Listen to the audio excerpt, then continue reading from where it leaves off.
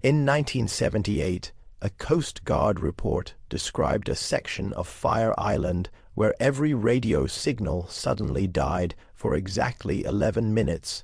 The report was buried. 47 years later, documentary filmmaker Daniel Mercer went searching for the location. Only his camera was recovered. The footage begins normally enough. Wind scraping across dunes, gray skies, an empty ferry cutting through black Atlantic water toward Fire Island. Daniel speaks calmly into the camera. 3 people told me not to come here. One guy at the dock literally walked away when I mentioned the silence zone. Whatever happened here, people still remember it. The camera zooms toward a cluster of abandoned beach houses swallowed by fog. One of them stands completely alone near the shoreline, windows boarded, front door hanging slightly open. Daniel laughs nervously. That's where the Coast Guard officer lived. The footage cuts, static night vision. Daniel now sits inside the abandoned house beside an old lantern. Dust floats through the green glow. He places a tape recorder on the floor. I found something today. He holds up a brittle cassette labeled July 18th, 1978. According to local rumors, this was recorded the night the ferry disappeared. He presses play. At first, there's only static, then ocean waves, a man breathing heavily. Suddenly, a terrified voice erupts through the speakers. They're walking into the water. The tape crackles violently. There are dozens of them. They won't stop walking. Another voice screams in the distance, then silence, not static, not tape hiss, absolute silence. Daniel pauses the recording. You hear that. He taps the recorder microphone. Nothing, no feedback, no wind, no room tone, complete emptiness. Then the audio suddenly returns with a piercing burst. Daniel flinches. The tape continues. A woman now whispers frantically, "Don't let them hear you." The recording ends. The footage cuts again. Now it's daytime.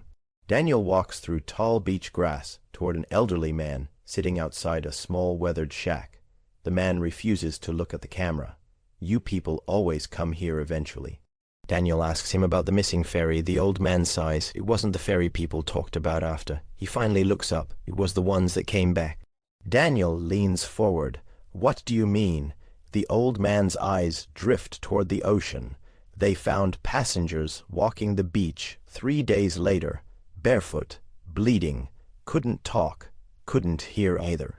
Daniel asks what happened to them. The old man takes a long pause. They all drowned 6 months later. Wind howls across the microphone. The man points toward the distant shoreline.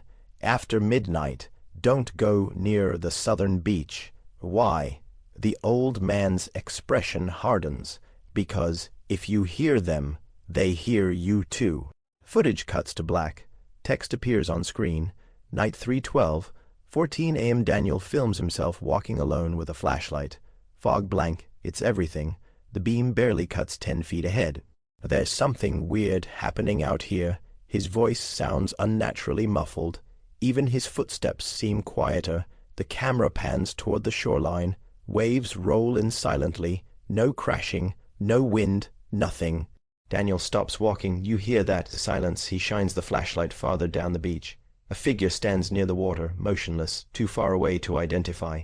Daniel calls out. No response. The figure slowly turns toward him. Then another appears farther down the shoreline. Then another. 5, 10, dozens, standing waist deep in black water facing land. Daniel whispers, "Oh my God." The camera microphone crackles violently. Audio distorts.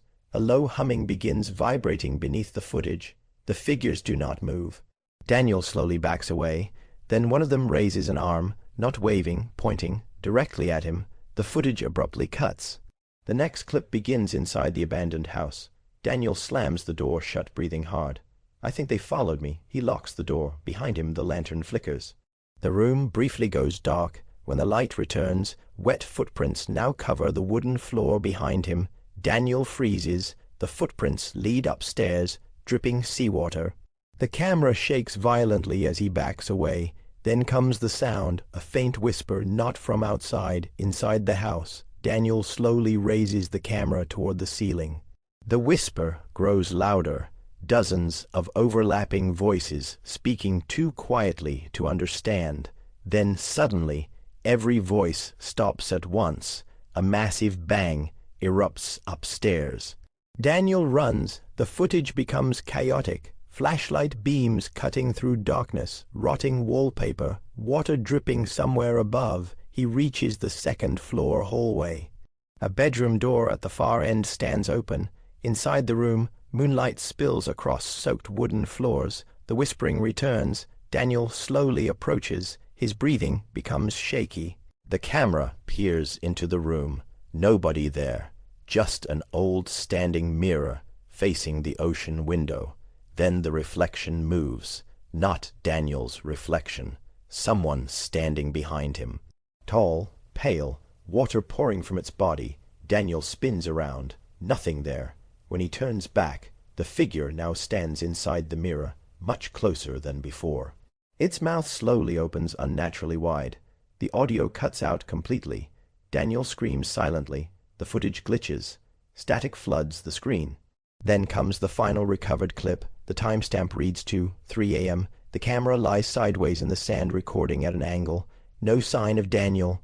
Only dark ocean waves beneath heavy fog. For nearly 30 seconds, nothing happens. Then figures begin emerging from the water, one by one, dozens of them. Pale silhouettes walking slowly toward shore.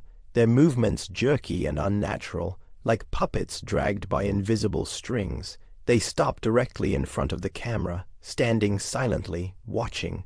One of them steps closer. Its face remains hidden in darkness, but its eyes reflect pure white in the lens. Then a voice finally speaks. Not from the figures, from behind the camera, very close. Barely a whisper. He heard us. The screen cuts to black. The final frame appears seconds later. Police recovered Daniel Mercer's camera buried beneath sand near Fire Island's southern shoreline. Daniel himself was never found. But investigators reviewing the footage noticed something disturbing in the final clip. There were not dozens of figures standing in the water. There were exactly 47. The same number of passengers reported missing from the ferry in 1978. And if you slow down the footage during the final 3 seconds, one of the figures appears to be holding the camera.